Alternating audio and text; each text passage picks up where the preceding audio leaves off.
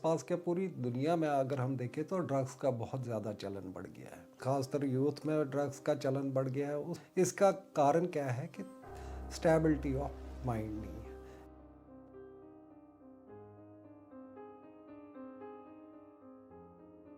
तो नमस्कार, आप सभी का स्वागत है कहवा टॉक्स के एक नए बेहतरीन एपिसोड में।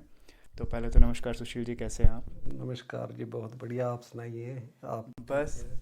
एकदम ठीक। आपसे बात करने के बाद तो और भी एनर्जेटिक फील हो रहा है आपके थैंक यू। ऑरा में आके। थैंक यू जी, आप इतना सम्मान दे रहे हो उसके लिए धन्यवाद। और आपके देखने वाले दर्शकों को भी मैं नमस्कार बोलता हूँ। तो आज का जो हमारा टॉपिक है, उस टॉपिक को आप सभी को देखने की बहुत ज़रूरत है, चाहे आप किसी भी एज ग्रुप के हो। सभी के लिए बहुत ही महत्वपूर्ण टॉपिक है, सोसाइटी के लिए बहुत ज़्यादा महत्वपूर्ण टॉपिक है, क्योंकि ये जो हमने चैनल बनाया है कहवा टॉक्स, इसके अंदर हम अगर कुछ सोसाइटी के अंदर या समाज के अंदर कोई एक बदलाव ला सकते हैं तो हम वो चीज़ एंड तक करते रहेंगे। तो सुशील जी, आज का जो हमारा विषय है उसके अंदर हम बात करने वाले हैं जो आज का यूथ है। यूथ से लेकर बड़ों तक जो लोग हैं वो बहुत ज़्यादा ना ड्रग एडिक्ट हो चुके हैं, बहुत ज़्यादा ऐसी चीज़ों के आदीन हो चुके हैं जिनके बहुत ही ज़्यादा साइड इफ़ेक्ट्स हैं, और उसका जो एंड है वो बहुत ही ख़तरनाक और बहुत बुरा है। तो अगर हम आपके थ्रू कुछ जान सके कि कैसे हम इन सब चीज़ों से दूर रह सकते हैं। जैसे जी, ये बहुत ही सामाजिक एक हमारे आसपास का से रिलेटेड ये सवाल है। आसपास के पूरी दुनिया में अगर हम देखें तो ड्रग्स का बहुत ज़्यादा चलन बढ़ गया है। ड्रग्स के साथ साथ ड्रग्स भी तो बहुत ही ज़्यादा परसेंटेज बढ़ गई है लोगों में। ड्रग्स का खासकर यूथ में ड्रग्स का चलन बढ़ गया है। उसके अलावा हमने देखा है कि ग्रोन अप्स में भी, चाहे वो ड्रग्स लेते हो ना लेते हो, डिप्रेशन, एंजाइटी और सुसाइडल टेंडेंसीज बढ़ रही है। इसका कारण क्या है कि स्टेबिलिटी ऑफ माइंड नहीं है, यानी कि दिमाग में ठहराव नहीं है, ठहरावपन नहीं। देखिए, हम ये देख रहे हैं कि आजकल वेस्टर्न देश जो है, यूरोपियन कंट्रीज जो है, वो हमारे जो कल्चर, हमारी जो ट्रेडिशंस थी, जो हमारी परंपराएं थी, it was not, it was way of living कि एक आदमी को कैसे अपने जीवन व्यतीत करना है। तो हमारे स्क्रिप्चर्स में, हमारे जो परंपराएं थी उसमें वो बात थी कि एक सही दिशा, ह्यूमन अपनी ज़िंदगी में एक इंसान सही पाथ पे चले। देखिए, अब मैं आपको एक बहुत ही एक बात बताने चाह रहा हूँ जो बहुत कम लोगों की जानकारी में होगा कि यूएसए में हमारे महर्षि जी, सरस्वती महर्षि जी, दयानंद जी, तो उन्होंने वहाँ पे कुछ इंस्टीट्यूट, वैदिक नॉलेज बनाने के, उसमें प्रचार करने के लिए बहुत सारे इंस्टीट्यूट्स बने हुए हैं। और यूरोपियंस ने, वेस्टर्न कंट्रीज़ ने उसका देखा कि बेनिफिट क्या है। वहाँ पे वो ट्रांसडेंटल मेडिटेशन कराते हैं। समझा कि ये इंस्टीट्यूट में अब क्या हुआ, यूएसए में गवर्नमेंट ने क्या किया, जो बच्चे यूनिवर्सिटीज़ में एडमिशन लेने के लिए आते हैं, हायर स्टडीज़ के लिए आते हैं, तो उनसे एक फॉर्म फिल कराया जाता है। मैंडेटरी बना दिया कि उसी को एडमिशन मिलेगा जो एक पीरियड ट्रांसडेंटल मेडिटेशन का लेगा। तो उन्होंने क्या देखा, ट्रांसडेंटल मेडिटेशन से उन्होंने एक पीरियड वहाँ पे ट्रांसडेंटल मेडिटेशन का कराया जाता है, जिसमें कि हमारे यहाँ से जो है, जो हमारे संस्थानों के साथ वहाँ चलने वाले लोग हैं, महर्षि जी के जो संस्थान चलाते हैं वहाँ पे, उनमें से वेल ट्रेंड टीचर्स उनको वो सिखाते हैं। उन्होंने देखा कि बहुत सारे इक्विपमेंट्स के थ्रू वो किया जाता है चेक, कि उन्होंने देखा कि उन बच्चों की जो स्टूडेंट्स हैं उनमें मेमोरी पावर बढ़ गया, उनमें कंसंट्रेशन पावर बढ़ गया, और उनमें जो लेवल ऑफ पॉजिटिविटी जो है उनमें आ गई, ज़्यादातर नेगेटिविटी ख़त्म हो गई, और उनमें जो वर्किंग का जो था ना, वो एफिशिएंसी वो बढ़ गई, स्किल्स बढ़ गई। देखिए क्या होता है, एज साइंटिफिकली प्रूवन, जो ह्यूमन माइंड है, जो नॉर्मल ह्यूमन माइंड है, वो 15 to 10% ही वर्क करता है। जो बाकी वो अनटचड ब्रेन है, जिसको हम छूते भी नहीं। और जो रिसर्चर्स है, जो साइंटिफिक इन्वेंशंस करते हैं या कुछ करते हैं, उनका भी 20% हायर है utilisation of their brain. They use 20% of their brain. तो 20% पे वो इतना इन्वेंशंस कर रहे हैं। सोचो कि आदमी अगर उसका 50%, 60%, तो कितना इनोवेटिव होगा एक माइंड ह्यूमन का, कितना इनोवेटिव। तो क्या होता है, देखिए, ट्रांसडेंटल मेडिटेशन से क्या होता है कि हमारे ब्रेन जो है ना उसकी ब्लड सर्कुलेशन सप्लाई जो है, circulation of blood reaches to every nook and corner of the brain. समझ आ गया? हमारे ब्रेन में भी रूम्स होते हैं, मेमोरी रूम्स होते हैं, डिफरेंट होते हैं। देखिए जितनी आप खिड़की खोलोगे उतनी रोशनी अंदर आएगी। ये ब्रेन को जो छूता ब्रेन है वो भी एक्टिवेट हो जाता है ट्रांसडेंटल मेडिटेशन से, जिसको हम यूटिलाइज नहीं करते। इसलिए हमारी मेमोरी बढ़ जाती है, क्योंकि हमारा दरवाज़ा और खुल जाता है, उसमें रोशनी और अंदर आने लगती है, क्योंकि वो अनटचड रहता है। उसके साथ touch in normally human beings don't touch that part of brain. समझा गए? जब वो किससे होता है, एफिशिएंसी ऑफ ब्रेन बढ़ जाती है ड्यू टू ट्रांसडेंटल मेडिटेशन। और देखिए हम ये ज्ञान अपने यहाँ पे भूल गए। और सबसे जो ड्रग्स वगैरह है, इससे क्या होगा, ट्रांसडेंटल मेडिटेशन के से क्या होगा? देखिए आपकी थॉट्स जो है, साथ में आपकी थॉट्स में पॉइजनेस आती है, पवित्रता आ जाती है, आपके विचार शुद्ध हो जाते हैं, नेगेटिविटी जब खत्म होगी आपका, और आप में स्टेबिलिटी ऑफ माइंड आती है, डिसीजन पावर जो है वो आप में आ जाती है। आप अनस्टेबल डिसीजन, नहीं अभी मैंने ये करना है, फिर दूसरे पल एक आदमी में नहीं अब मैं ये करूँ। इससे क्या होता है, आप फोकस्ड रहते हैं अपने गोल्स पे, आप अपने राह से डगमगाते नहीं, वो कंसंट्रेशन पावर आप में, फोकस आप में बढ़ जाता है। अगर ये चीज़ें आती है तो नेचुरली देखिए सबसे पहले क्या आता है हमारे में, सोच आती है, सबसे पहले थॉट से हम क्या करते हैं, फिर हम जैसे ही थॉट आएगा वैसे हम एक्शन करते हैं। तो एक्शन से क्या होगा, रिएक्शन होगा। अगर हमारी थॉट्स सही हो, शुद्ध हो, पवित्र हो, तो नेचुरली हमारी एक्शंस भी सही होगी और उसका रिएक्शन भी सही होगा। तो ये चीज़ें हमें हर माँ बाप को, देखिए माँ बाप का बहुत बड़ा पार्ट है और स्कूल का भी बहुत बड़ा पार्ट है इसमें। लेकिन बदकिस्मती से स्कूल में हम क्या कर रहे हैं, पेरेंट्स और दोनों स्कूल में क्या हो रहा है, हम फोकस करते हैं बच्चे को क्या, संसारिक, हम जो वर्ल्डली नॉलेज, वर्ल्ड के ग्रोथ करना है, कैसे अपने आप को फाइनेंशियली स्टेबल करना है, वो देते हैं हम फोकस। पेरेंट्स करते हो पढ़ो ये करो, लेकिन सबसे पहले ध्यान उसको कैसा ह्यूमन बीइंग हम बना रहे हैं। तो उसके लिए, ताकि देखिए उसके साथ ह्यूमन बीइंग बनाने के साथ क्या, वो हर सिचुएशन को सही तरीके से फेस कर सकता है। अगर उसमें स्टेबिलिटी ऑफ माइंड होगी, स्टेबिलिटी ऑफ थॉट्स होगी, उसके थॉट्स में पॉजिटिविटी होती। देखिए हम, बहुत इम्पॉर्टेंट है कि पहले जो होता था, पहले हमारे यहाँ पे गुरुकुल में भेजा जाता था।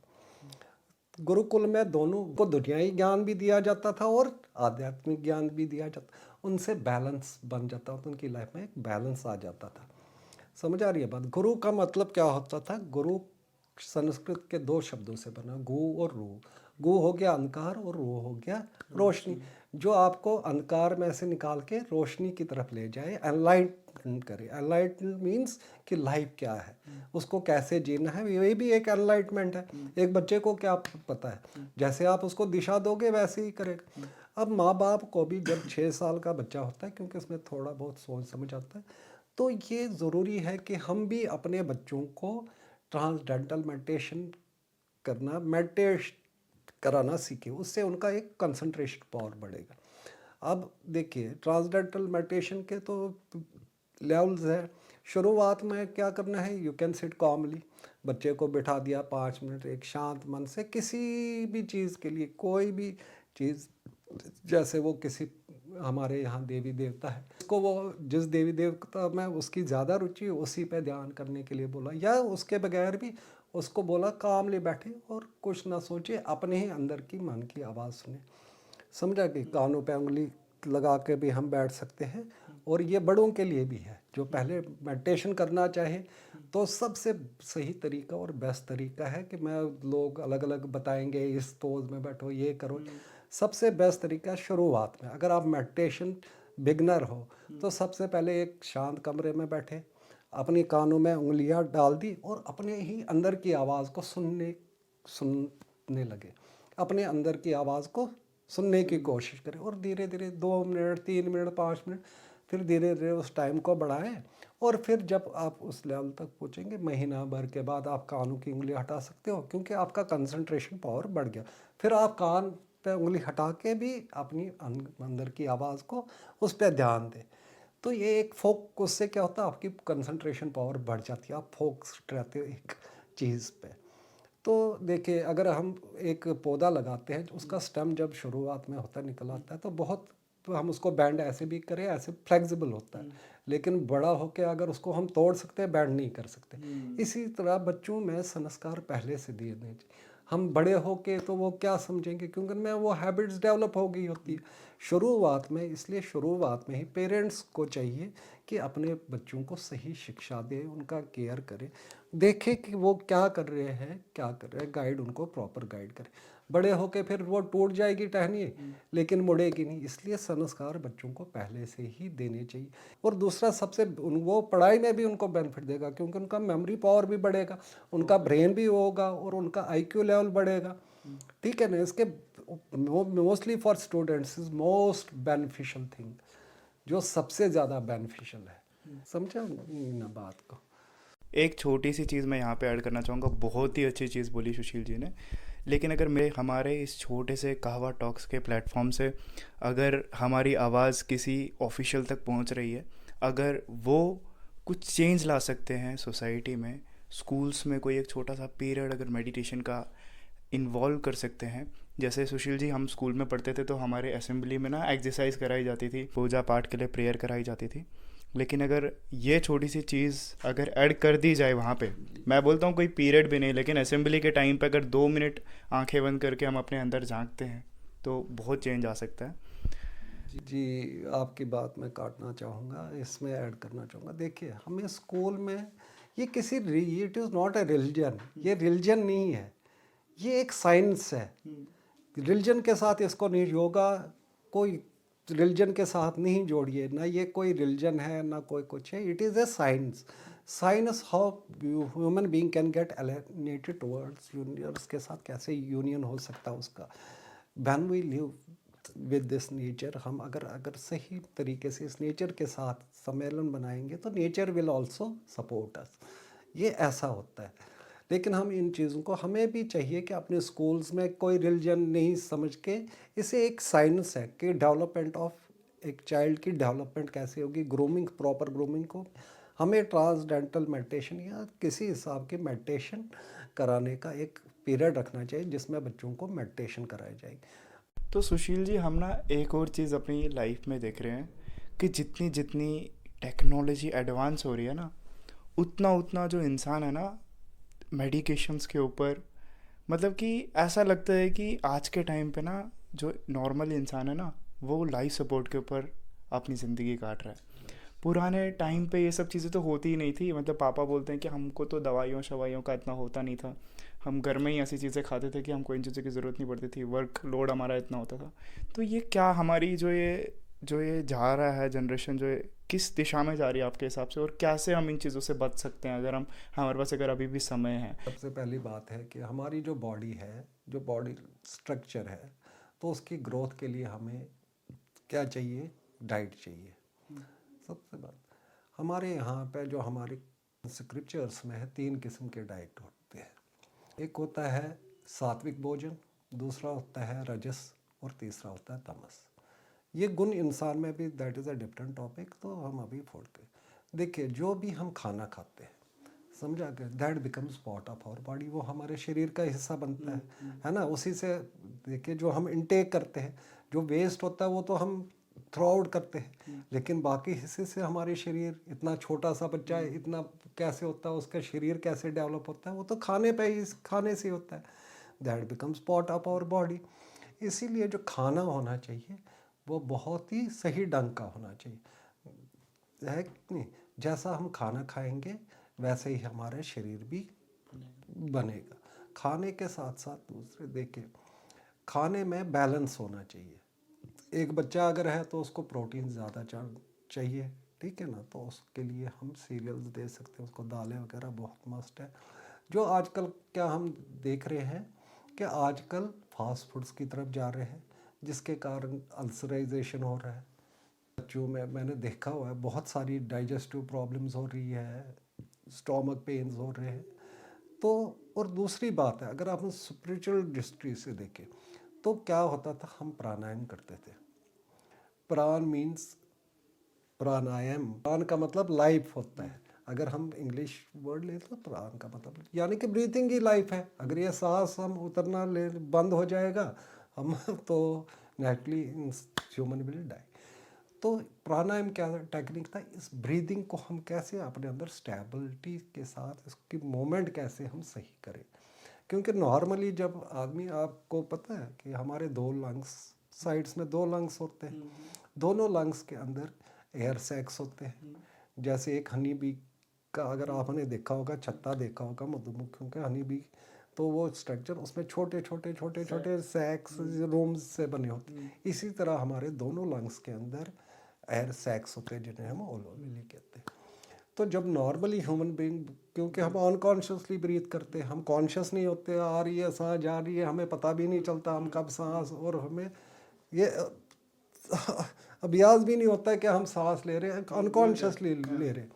तो जब हम नॉर्मली ब्रीथ करते हैं खाली, क्या है कि हमारे दोनों लंग्स के अंदर कितने चैम्बर्स होते हैं, एयर सैक्स होते हैं, 7,30,00,000 एयर सैक्स होते हैं दोनों लंग्स के अंदर मिला के, दोनों लंग्स को मिला के 7,30,00,000 एयर सैक्स होते हैं। जब हम नॉर्मल ह्यूमन बीइंग ब्रीथ करता है तो 3 मिलियन चैम्बर्स में ही हवा चली जाती है, तो बाकी के चैम्बर्स में हवा नहीं चली जाती। तो प्राणायाम जब हम करते थे, तो प्राणायाम ऐसी टेक्निक है जो इस फ्लो को पूरे एक एक लंग्स के चैम्बर्स में हवा पंप इन होती थी। जब हम इस प्राण वायु पे नियंत्रण कर सकते, बैलेंस्ड किया हमने, उसका फ्लो हमने परफेक्ट कर दिया, उससे क्या होता था, हमारे डिफरेंट एंजाइम्स, जो बॉडी में एंजाइम्स होते हैं, पिगमेंट्स होते हैं, उसका सिक्रीशन प्रॉपर होता था, बैलेंस सिक्रीशन नहीं होता। हमारे यहाँ बीमारियाँ कब होती है, जैसे थायराइड की हो गई, डायबिटीज़ पेशेंट्स हो गए, बिकॉज इंसुलिन सिक्रेशन नहीं होता है। प्राणायाम से क्या होता था, ये इन सिक्रेशंस को, इन पिगमेंट्स की सिक्रेशंस को क्या बनाता था, बैलेंस कर देता था, उससे प्रॉपर सिक्रेशन ऑफ पिगमेंट्स और एंजाइम्स होती थी, और हमारा हेल्थ भी फिट रहता है उससे। तो हमें ये चीज़ें हम बुला चुके हैं अपने बच्चों को। प्राणायाम तो बहुत, इट इज़ वेरी, के उसमें तो बहुत ही एक टीचर चाहिए प्राणायाम जो, लेकिन जो छोटी बेसिक प्राणायाम है उसको आलोम विलोम जैसे हम वो बच्चों में करा दें, धीरे धीरे धीरे जैसे उनकी कैपेबिलिटी बढ़ जाए, हम नेक्स्ट स्टेप पे जा सकते हैं, फिर हायर लेवल पे जा सकते हैं। तो पहले थोड़ा सा उनमें भी क्या होता है, और इससे प्योरिफिकेशन होती है, हम थ्रो आउट करते हैं जितनी भी, चाहे ट्रांसडेंटल मेडिटेशन हो जैसे मैंने बताया, तो प्राणायाम है, तो ये भी हमें पॉजिटिविटी लाती है, हमारी नेगेटिविटी को ख़त्म करती है, और हमारे अंदर को भी शुद्ध करती है, जो हमारी एनर्जीज है उनको एक्टिवेट करती है विद इन ह्यूमन बीइंग। तो एक चीज़ है जिससे मैं बहुत प्रभावित हुआ सुशील जी की, क्योंकि मैं फ़िटनेस लाइन में बहुत समय से हूँ, बहुत समय से अपने आप को फिज़िकली बेहतर बनाने की कोशिश कर रहा हूँ। सुशील जी ने एक लाइन बोली कि जो चीज़ हम खाते हैं वो हमारे शरीर का पार्ट बन जाता है। कितनी बेहतरीन और कितनी प्रभावित करने वाली चीज़ है। जो भी लोग अपने आप को कोई भी चीज़ खाते हैं, फास्ट फूड कंज्यूम करते हैं, अपनी सेहत का ध्यान नहीं रखते हैं, हमको बस ये चीज़ रखनी है कि जो चीज़ हम खा रहे हैं वो हमारे शरीर का पार्ट बन जाता है। शायद इसीलिए हिंदू स्क्रिप्चर्स में मैं देखता आया हूँ, जब हम कभी भी किसी चीज़ का भोग करते हैं तो हम हाथ जोड़ के उस चीज़ को प्रणाम करते हैं, क्योंकि ये चीज़ जो है आने वाले समय में हमारे शरीर का पार्ट बनने वाला है। तो क्योंकि हमारे पास समय की बहुत पाबंदी है और सुशील जी के पास भी समय थोड़ा सा कम है, तो हम कहवा सेगमेंट में एंटर होना चाहेंगे। तो स्वागत है आप सभी का कहवा टॉक शो के कहवा सेगमेंट में। तो सुशील जी, अब हमारा कहवा सेगमेंट शुरू होता है, तो थोड़ी सी हम कुछ कश्मीर की बात करेंगे, अपने कल्चर की बात करेंगे। तो एक सवाल मेरे जहन में आ रहा है अभी, जो हम नॉर्मली डेली करते हैं। हम जब भी खाना खाते हैं ना कश्मीरी पंडित, तो हम ना थोड़े से जो चावल होते हैं ना, हम में चावल ज़्यादा खाते हैं, तो चावलों का ना ऐसे उसको ऐसे करके साइड पे डालते हैं, राइट साइड थाली, उसको बोलते हैं ह्यून मीट, ऐसा बोलते हैं। तो उसका क्या साइंटिफिकली कुछ है वो चीज़, जो मतलब मेरे दिमाग में बहुत आता है वो चीज़। देखिए क्या होता है, जब हम कश्मीर में खाना खाते थे ना, आपको पता है, या तो हम उधर चौकी वुडन वो डालते थे, वुडन चौकी रखते थे, उस पे थाली रखते थे, और या तो वुलन क्लॉथ होता, चादर होती थी, उस पे खाना खाते थे। देखिए अब चौकी क्यों डालते थे हम, उस पे मैं आपको वो मिड जो बोलते हैं बनाते हैं, उस पे मैं बाद में आऊँगा। चौकी क्यों, वुडन चौकी क्यों डालते हैं, क्योंकि हम थाली उस पे रखते थे और बैठते खुद भी नीचे बैठते थे ज़मीन पे, तो क्या होता है कि अर्थ में ग्रेविटेशनल पुल होता है, ठीक है ना। तो उस तो चौकी पे ऐसे रखते थे, उसका ग्रेविटेशनल पुल कम होता था और हमारी वो खाना डाइजेशन में सही होता था, इसलिए हम चौकी पे रखते। और दूसरा, हम आप देखते थे जब हमारे व्रत होते थे तो वहाँ पे हम चादर बिछाते थे, कंबल, वोलन कंबल बिछाते थे। वोलन कंबल में क्या होता है, छोटे छोटे छोटे छोटे जैसे होते हैं ना, रेशे जैसे होते हैं। उसमें क्या होता है, जो आसपास के डस्ट, क्योंकि डस्ट में आप देखते हो अगर सनलाइट में आप उस पर रेज पे डालोगे तो पार्टिकल्स होते हैं, आपको नज़र आएगी। वो हमें कमरे में तो नज़र नहीं आएंगे, वो डस्ट पार्टिकल्स क्या होते हैं उसके साथ स्टिक कर जाते थे, हमारा खाना उसमें स्टिक नहीं करता था कि उसमें बैक्टीरिया बचे रहे, कि उसमें चढ़े ना बैक्टीरिया, क्योंकि वो हम माइन्यूट होते हैं तो आगे पीछे वो बैक्टीरिया हमारे स्टिक कर जाएंगे उसके साथ। अब होनमेट हम डालते थे ना इसको इसका क्या एक बेनिफिट होता था कि जो हमारे हाथों के साथ जो जर्म्स होते हैं, बैक्टीरिया, वो उसके साथ चिपक जाते थे, क्योंकि वो गर्म होता था, गर्मी के कारण वो उनको उसके साथ चिपक जाते थे और हमारे हैंड सैनिटाइज एक किस्म के। ये और चीज़ जो हम होनमेट डालते हैं, होनमेट का असली शब्द जो है होनमेट नहीं था, असली शब्द था हवनमेट। हवनमेट हो गया उनका भोग। इस अब बिगड़ते बिगड़ते इसको, क्योंकि वो कुत्ते खाने लगे, फिर फेंकने लगे, ये कहाँ फेंके, कुत्तों को दो जी, क्योंकि वो होते थे, तो उसका नाम ही फिर हवनमेट से होनमेट पड़ गया, बिगड़ते बिगड़ते होनमेट पड़ गया। असल में इसका हवनमेट था, क्योंकि ये जो हमारा शरीर है अंदर से डाइजेस्ट, ये भी एक हवन कुंडी है जिसमें हम अपनी सामग्री डालते हैं, हवन सामग्री, खाना अपना डालते हैं। और दूसरा, हम आचमन लेते थे, समझा कि उसका एक तो हम प्रभु को याद करते थे कि हम इनटेक कर रहे हैं फूड को, ये अन्न तो जैसा अन्न वैसा मन कहते हैं हमारे यहाँ, कि इनटेक फूड शुद्ध हो तो शुद्ध विचार भी आएंगे, वैसे हमारी थॉट्स भी आएंगी, वैसे हमारी बॉडी भी सही रहेगी। तो हम वो लेते थे। एक तो वो मॉइस्ट होता था, अगर खुश्क गला हो ताकि स्मूथली इसको मॉइस्ट हो जाता था जब हम आजमन लेते थे, विदाउट एनी डिफिकल्टी, ये अटक ना जाए, इसलिए हम मॉइस्ट करते थे गले को, आजमन लेते थे। समझ आ रही है बात, ये असल में होनमेट नहीं हवनमेट कहते थे इसको। ये तो काफ़ी अच्छा लगा मेरे को सुशील जी के साथ बात करने में। सुशील जी के साथ जब भी मैं बैठता हूँ मुझे समय का तो पहले पता नहीं लगता कि कब समय बीत गया। इतनी सारी इंटरेस्टिंग बातें हैं ना इनके पास, जो कि मैं ज़रूर अपनी हर एक ऑडियंस तक लेकर आऊँगा। हर एक बात जो भी मैं अच्छी चीज़ें आप तक पहुँचा सकता हूँ सुशील जी के थ्रू मैं ज़रूर पहुँचाऊँगा, क्योंकि समय थोड़ा कम है। हमारे पास तो काफ़ी समय है, लेकिन सुशील जी के पास थोड़ा समय कम है, इसीलिए हम इस एपिसोड को यहीं पे ख़त्म करेंगे। और अगर कोई भी बात आपके दर्शकों के मन में कोई सवाल हुआ, कुछ हुआ, तो मैं उसके जवाब नेक्स्ट एपिसोड में देता हूँ, वो हमें कमेंट करके बता दे।